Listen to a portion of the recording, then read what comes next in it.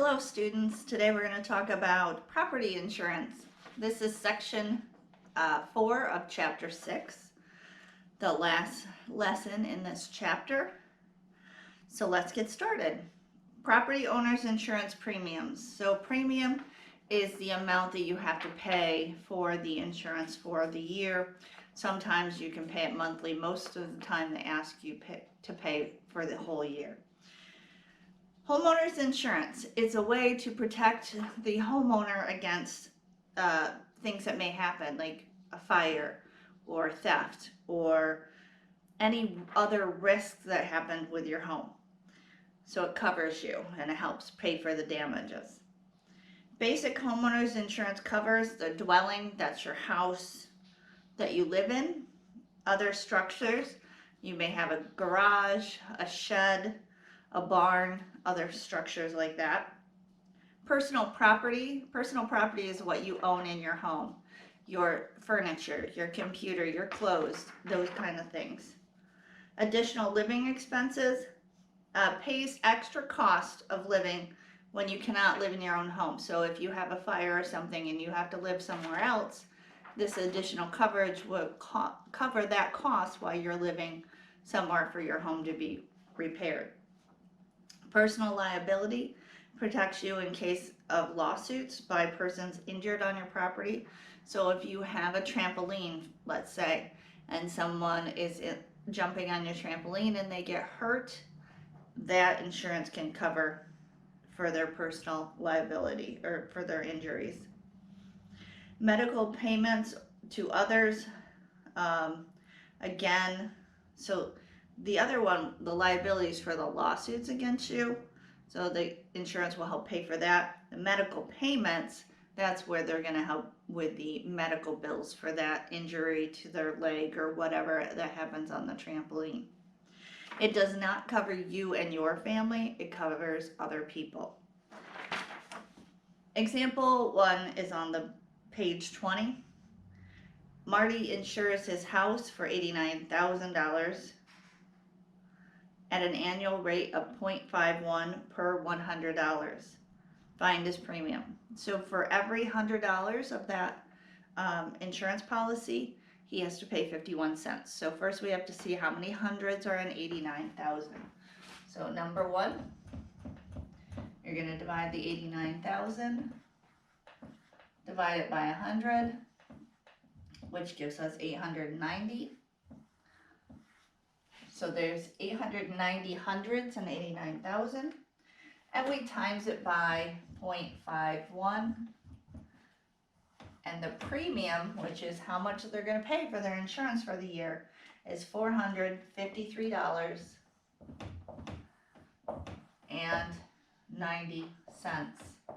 That's the premium. Again, that's what they're going to pay to have their insurance. Nothing hopefully happens the entire year, but they're paying that money to protect themselves just in case something does. I've lived in my home for 20 years, and at this point, I've had one claim for a garage door. So hopefully it continues. Renter's insurance premium. So even if you are a renter, you can get an insurance policy. That renter's policy only covers the stuff that you own, not the building itself. That's for the landlord to insure. You are insuring your property, your couch, your desk, your computers, your clothes, those kinds of things.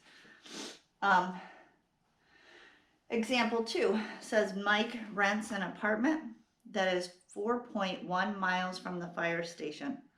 So that's important because sometimes your insurance is higher or lower in comparison where you live. He insures its contents for $10,000. A computer system Mike owns is also insured, but an extra cost of $27 per year.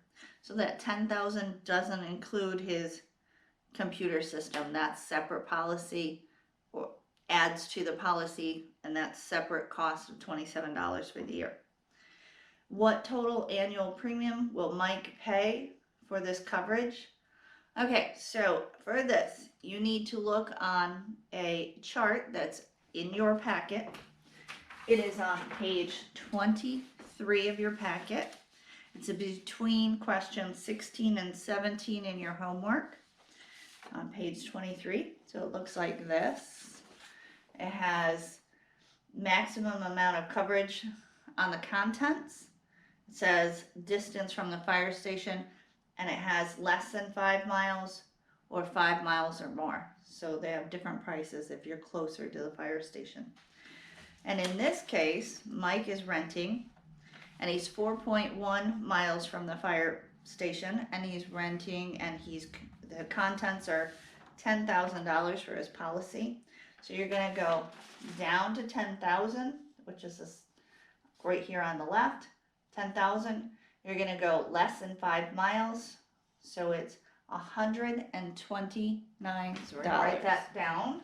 So it's $129. This is example number 2. So it's $129 for his $10,000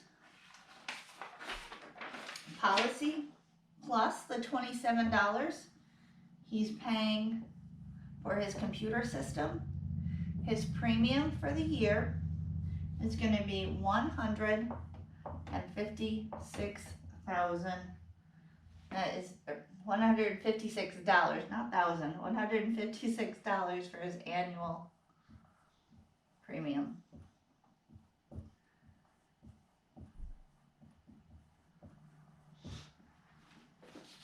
All right. Collecting on insurance claims. So let's look at that. Depending on your policy, some policy have replacement coverage. Replacement coverage means that they're going to cover the entire amount. Some policies do not. Collecting on insurance claims, I'm at page 21.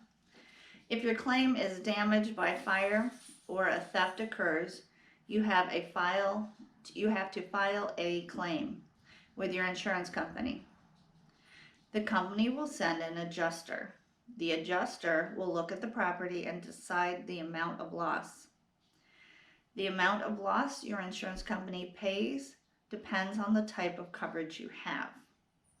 If you have a basic policy, the company will pay the full amount of the loss up to the face value of the policy.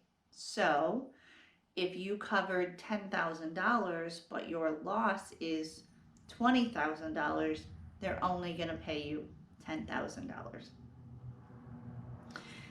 It will not pay more than the amount of your policy. Your basic policy usually contains a deductible. Now, we've talked about deductibles before. The deductible you have to pay first before the insurance company will pay anything. With a $100 deductible, you are responsible for the first $100 of loss. The insurance company pays the full amount less the deductible up to the face value of the policy. The higher the deductible, the lower the premiums. Same thing on car insurance. The higher your deductible, the lower you're going to pay. Example 3, your policy has a face value of $30,000 with a $1,000 deductible. How much will your insurance company pay if your loss is $7,800? The insurance company is not going to pay the entire loss. They're going to take out that deductible. So you take $7,800, subtract the deductible. Sure, your insurance company is going to pay $6,800 for your loss. If you have a co-insurance policy, and that's what this formula refers to up here, you purchase insurance up to the stated percent of the value of the property. This is usually 80% of the property's value. If you have a property valued at $50,000 and insure it at 80%, the co-insurance is $40,000.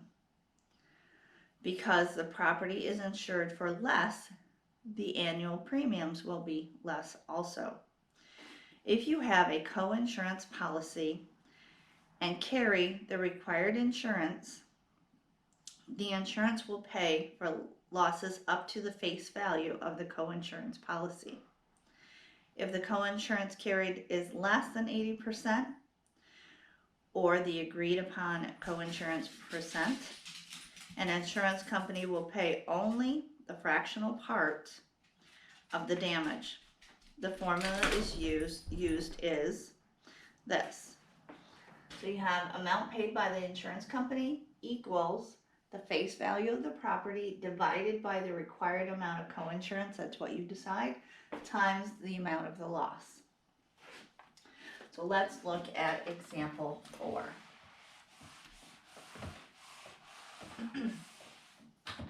Example number 4 says, a building with a value of $50,000 is insured for $24,000 under an 80% co-insurance policy.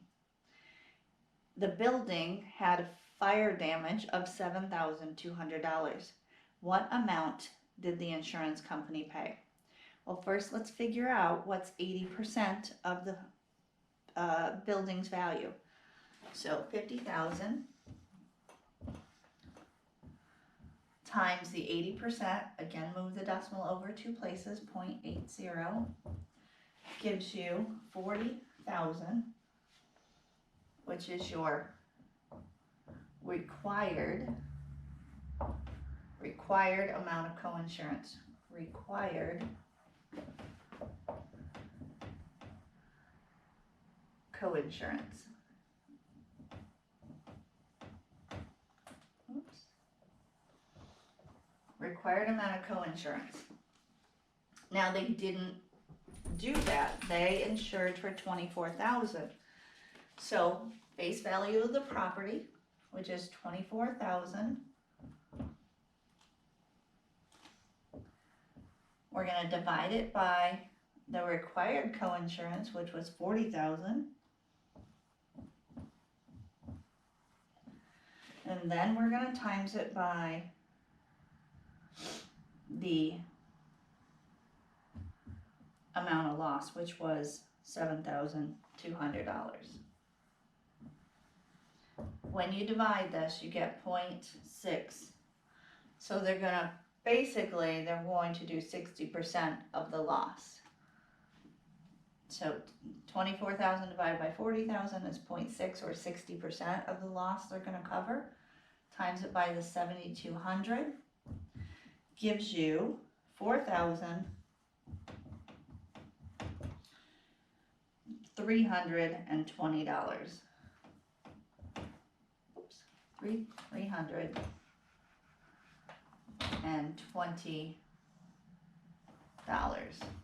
And that's the amount paid by the insurance company. Amount paid by insurance.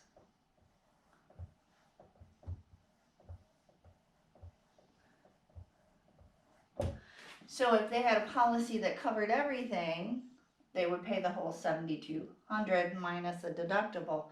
But in this case, they have this co-insurance policy. So we had to figure out what was the required. It was $40,000. We took the face value of the property policy, divided by the $40,000, the required, times it by the loss, which is $7,200. This, when you divide it, is 0.6, or 60% they're going to pay, times 7,200.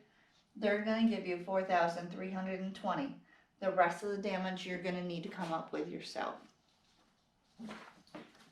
All right, so that is the end of lesson 6.4. I need you to make sure you comment below so you can get credit for watching this video, for participation.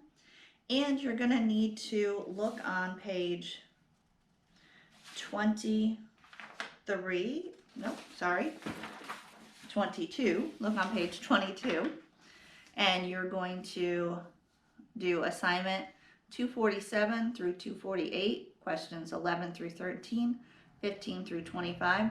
Make sure you check out when this is due by, is due by 5 o'clock on the day it's due, and hand it in either by email or take a picture and text it to myself or Miss Fields. As always, be safe, stay home, do your homework, and have a good day. Bye.